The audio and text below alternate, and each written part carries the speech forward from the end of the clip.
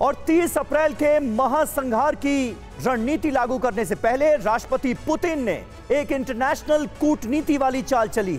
Putin के TRCIS group में से 4 देशों के रक्षा मंत्रियों की बैठक मॉस्को में हुई है। ईरान, सीरिया और तुर्की के रक्षा मंत्री मॉस्को पहुंचे। तुर्की, जो कि नाटो का सदस्य देश है, उसके रक्षा मंत्री का 30 अप्रैल से पहले मॉस्को पहुंचना यह दरअसल बहुत बड़ी डिप्लोमेटिक घटना है। इस बैठक के जरिए पुतिन अमेरिका के खिलाफ बड़ा मोर्चा तैयार कर रहे हैं। यह कैसे किया जा रहा है, आइए विस्तार से समझाते हैं।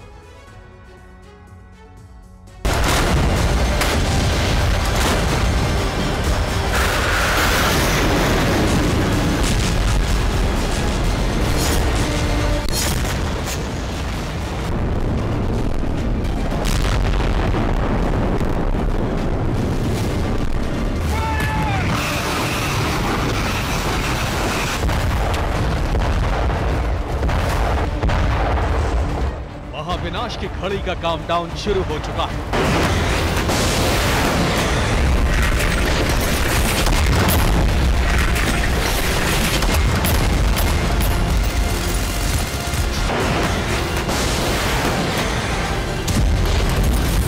महाविनाश की तारीख 30 अप्रैल फिक्स हो चुकी है।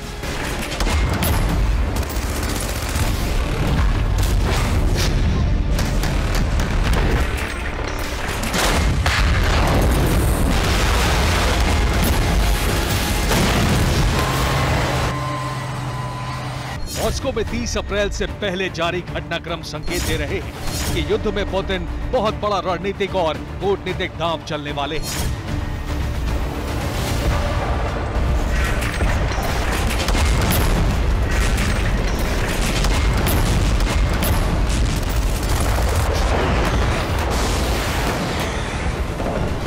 यूक्रेन, पोलैंड और यूरोप के दूसरे देशों सहित अमेरिका से रूस का सीधा टकराव 100% तय माना जा रहा है।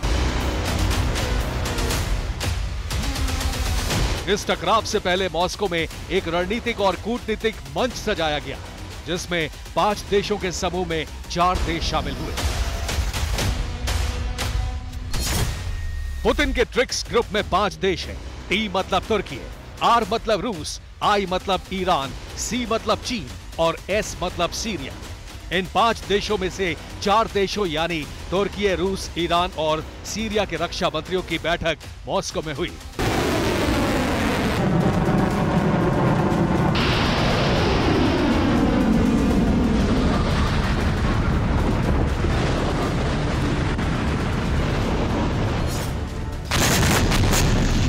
जंग का सबसे विनाशक फेज आने वाला है और उससे ठीक पहले तुर्की के रक्षा मंत्री का मॉस्को पहुंचना बाइडेन के लिए झटका माना जा रहा है।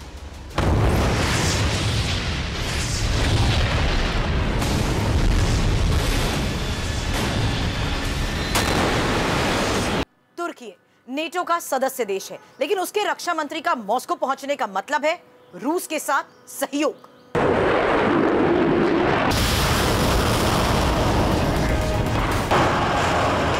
यूक्रेन युद्ध में तुर्की की भूमिका बहुत जटिल है।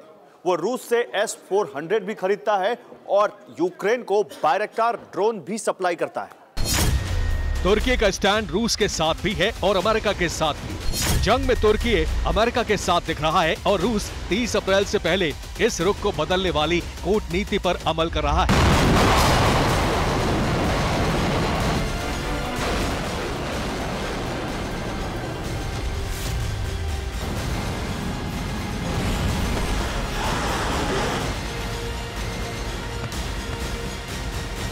इसीलिए ट्रिक्स के 4 देशों के रक्षा मंत्री मॉस्को में मिले और तुर्की को रूस के समर्थन में लाने वाला कूटनीतिक प्लान बनाया गया।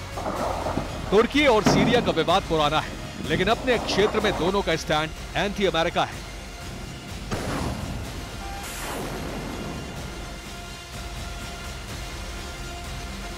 दरअसल सीरिया के SDF विद्रोही तुर्की की जमीन कब्जा कर अपना क्षेत्र घोषित करना चाहते हैं। SDF के ठिकानों पर तुर्की एयर स्ट्राइक करता रहता है। SDF ग्रुप को अमेरिका का समर्थन है। सीरिया, तुर्की, ईरान और रूस सीरिया में अमेरिका का दखल नहीं चाहते, यानी सीरिया विद्रोहियों के मुद्दे पर तुर्की भी अमेरिका के खिलाफ है।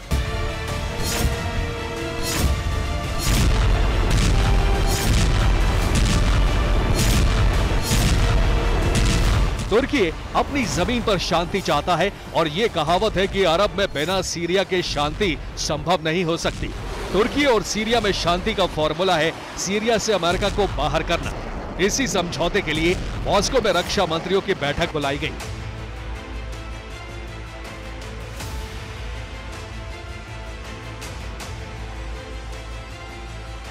पुतिन का प्लान साफ है कि अमेरिका के खिलाफ मुस्लिम देशों को एक साथ खड़ा किया जाए। अगर सीरिया और तुर्की की दोस्ती हुई तो तुर्की यूक्रेन युद्ध में रूस का समर्थन कर सकता है। ब्रिक्स ग्रुप की यह बैठक बड़ी डिप्लोमेटिक हलचल है और इस ग्रुप के एक देश ईरान ने 30 अप्रैल के लिए रूस का खुला समर्थन कर दिया है। ईरान ने रूस को हथियारों की नई खेप रवाना कर दी है। रूस के नेवी शिप कैस्पियन सागर से आर्टिलरी के गोले लेकर रूस पहुंच रहे हैं। 30 अप्रैल के ऑपरेशन के लिए ईरान रूस को हथियार दे रहा है।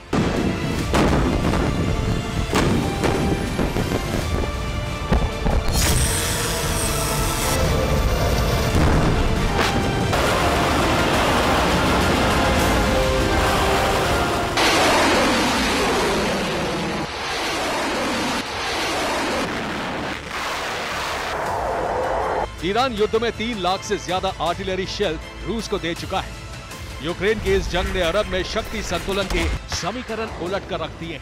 अरब में अमेरिका के मुकाबले रूस मजबूत हो रहा है और मॉस्को में हुई बैठक इस बात का संकेत है कि तुर्की भी उससे दूरी बना रहा है। Bureau report, TV9 Bharatvarsh.